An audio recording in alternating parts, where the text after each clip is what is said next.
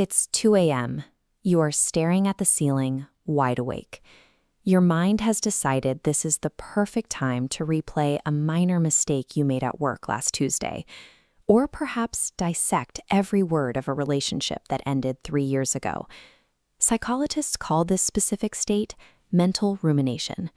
Your brain gets trapped in a high-speed, repetitive loop, obsessing over past events that you have absolutely no ability to change. The standard advice from friends is usually some variation of just stop thinking about it. That advice fails immediately because of a strict biological rule. The human brain cannot hold a vacuum. You cannot command your mind to think of nothing. When you try to forcefully silence those thoughts, you actually give them more attention. You flood that neural pathway with focus and energy, locking your mind even tighter into the past. This means your 2 a.m. overthinking is not a personal failure of discipline. You do not lack willpower. You are experiencing a mechanical glitch where your brain's biological hardware gets stuck running a broken program. This schematic highlights the exact neural hardware responsible for this shared processing. Two interconnected structures illuminate right here: the default mode network, active in deep thought, and the hippocampus, a primary memory center. This single engine handles backward-looking memory retrieval, then reverses direction, using those identical routes for forward-looking scenario generation. Because memory and imagination share this exact real estate, you cannot turn the hardware off. To stop the backward-flowing rumination, you must use neurological displacement. You have to feed the engine a new, incompatible task that overrides the old one. This is the mechanism behind Episodic Future Thinking, or EFT. By actively and deliberately visualizing concrete future scenarios, you force your brain to shift its limited processing power away from the past and allocate it strictly toward the future. At this point, you might be wondering if visualizing your future is just a rebranded version of The Secret or the Law of Attraction. It is deeply important to separate the science from the trend. The law of attraction is passive pseudoscience. It relies on the entirely unproven idea that human thoughts emit mystical frequencies that somehow force the external universe to deliver your desires on a silver platter. That manifestation culture carries a toxic side effect. It strips away your personal agency, and when the universe inevitably fails to deliver that promotion or relationship, it induces a deep sense of self-blame. Episodic future thinking is rooted in biological reality.